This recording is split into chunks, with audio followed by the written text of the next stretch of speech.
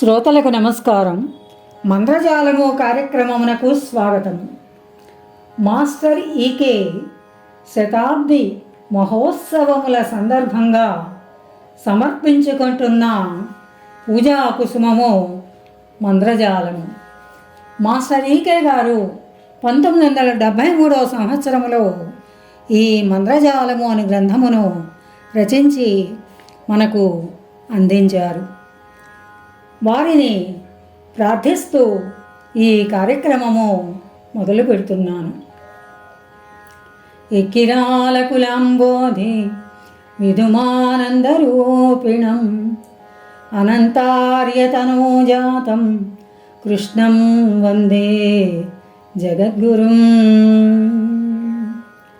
మంత్రజాల సమాకృష్ట జనగోపీ సమావృతం లోకామనవృతం దేవం కృష్ణం వందే జగద్గురుం. ముందుగా వారు రాసినటువంటి తొలి పలుకు చూద్దాం. అచేతనములలో సచేతనములలో విచేతనములలోనూ మానవునిచే గుర్తింపబడుచున్న వాక్ ఒకటి ఇమిడి ఉంది. అది మానవుల వాక్కుల ఉచ్చారణమునకు కారణము.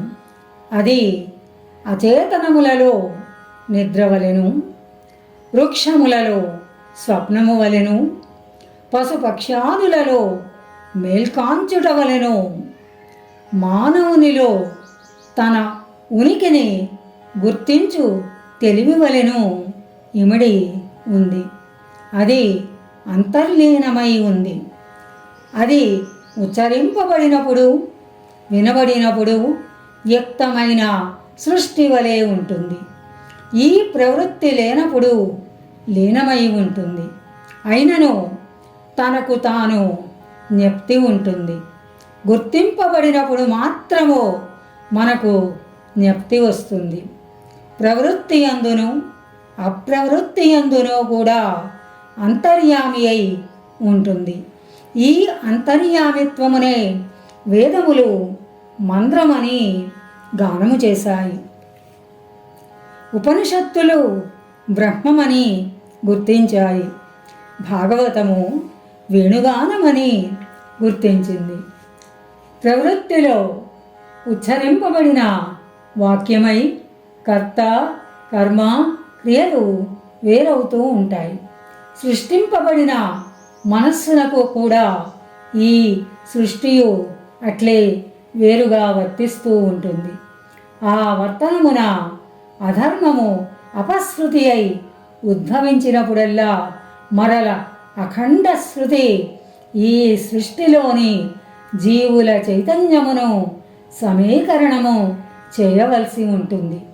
దానిని ఆచరించుటకు అవతరణము ఆవశ్యకమవుతూ ఉంటుంది. అవతరణము యొక్క చేష్టలు సమీకరణ సాధకములు, అవియే లీలలు. సృష్టింపబడిన మనస్సు నుండి ఒక జాలము వర్తించి భిన్నత కలిగిస్తుంది. ఇది కలి ఇంద్రజాలము. జీవుల ప్రజ్ఞ నుండి సమీకరణ సంకల్పము వ్యక్తమగుటకు ఆధ్యాత్మిక పరిణామము సహకరిస్తుంది. ఇది ప్రకృతి యొక్క మహేంద్రజాలము. ఆధ్యాత్మిక పరిణామము చెందిన జీవి అఖండ సమన్వయము అందుకొనుట మంత్రము యొక్క అనుగ్రహము. దానికి అవతారమూర్తి సృష్టించు నిత్య నూతన మార్గమే మంత్రజాలము. ఇదియే మా కల్పక గ్రంథమునకు ఫలము. ఇందలి ప్రధాన పాత్రలు పురాణములలోనివి. ఇందలి పరంపర శాశ్వత దివ్యజ్ఞాన విద్యకు సంబంధించినది. కథకు పునాది వ్యాసుని భాగవతము. ఇందలి కథ మాత్రము శాశ్వత పురాణ సంహితకు అనుగుణముగా కల్పింపబడింది. మైత్రేయుడు, మరువు, దేవాపి, అను పురాణ పాత్రలు చిరంజీవులు. వారును జ్వాలాగోలుడును 19వ శతాబ్దమున హెలీనా పెట్రోవా బ్లావట్స్కీ అను రష్యా దేశపు సిద్ధురాలిచే వరుసగా బోధసత్వ మైత్రేయులు, మౌర్య, కుతుహోమి, జ్వాల్కుల్ అను దివ్య పురుషులుగా దర్శింపబడ్డారు. ఆమె వారితో సహవసించి వారి మ్రోల శుశ్రూష చేసి పరిపూర్ణతనంది దివ్యజ్ఞానమును పునః ప్రతిష్ఠితము చేసింది. కనుక ఈ కల్పక గ్రంథము ఆమెకే అంకితము. మంత్రజాలము కథా ప్రారంభము. సముద్రము ఆకాశము కలిసిన చోట సూర్యబింబము తేజోవిహీనమై జారి పడిపోతూ ఉంది. సముద్రములో గ్రుడ్డి వెలుగులు చీకట్లతో పోరాడి లాభము లేక సాంధ్య రక్తపాతమై చనిపోవుచున్న సన్నివేశము ప్రతిబింబిస్తోంది. ఆ విషాదగాథను కడుపులో విముడ్చుకొనలేని కడలి కల్లోలితమై క్షోభిస్తూ ఉంది. దీర్ఘములైన హేమంత శీత వాయువులు చండ వేగమున పరుగులెత్తుతూ తమను ఉయ్యలూచిన తరంగ మాతృదేవతల తలలు పగులగొట్టి క్రూరములై సముద్రమును దాటి నియమోల్లంఘనము చేస్తూ ఉన్నట్లున్నాయి. అవి అంతటితో ఆగక తీరమందలి ఇసుక తిన్నెలను రూపుమాపి రేణువులను రేపి దుమ్మెత్తి పోస్తూ ఉన్నాయి. ఇంకను కసితీరక విప్లవాత్మకములై శీతల శవస్పర్శతో ద్వారకా బాహ్యోద్యాన వీధులలో దొండగించి తరులతా గుల్మములను తాకి ఆకులు రాల్చి మోళ్ళు చేస్తున్నాయి. ఉద్యానమంతయు నిశ్చేతనమై నిశ్శబ్దమై అవసాన నిశ్వాసలను బోలిన శీతల వాయువులను ఊపిరి తీసి వదులుతోంది. ఉద్యాన మధ్యమున ఒక వేదికపై తన వామహస్తమును తలగడగా పూని ఒక నీల దీర్ఘాకాయుడు కాలిపై కాలిడుకొని మిన్ను చూచుచు పండుకొని ఆలోచిస్తున్నాడు.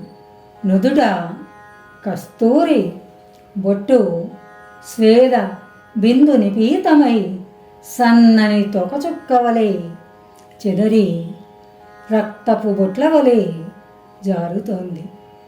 అంత చల్లని గాలిలో ఆ స్వేదము ఎట్లు ఉద్భవించిందో, ఆ భ్రూమధ్యమందు ఏ బడబాగ్ని తుకతుకలాడుతోందో, కటిసీమ కట్టిన కాంచీబంధన చేలాంచలము నిదురిస్తున్న నెమలి మెడవలే వేలాడుతోంది. విశాల వక్షస్థలము అలంకరించిన ముక్తారత్నహారములు ప్రక్కకు రాలి పుట్టుమచ్చ కనిపిస్తోంది. ముంగురులు మొగమున చెదరి నీల విదీర్ఘ తరంగిత కేశబంధము రాతి పలకపై నీలాలు కుప్పపూసినట్లుంది. ప్రక్కను రాతి పలకపై సికిపించాలంకృత మణికిరీటము పడి ఉంది. రవి అస్తమించుచున్నను వికసించి ఎగున్న నేత్ర పద్మముల నుండి అర్ధ నిమీలిత దృష్టి సూర్యాస్త సమయ దృశ్యమును తిలకించుచు అనుమతించుచు ఉన్నట్లు ఉంది. స్వస్తి సశేషం.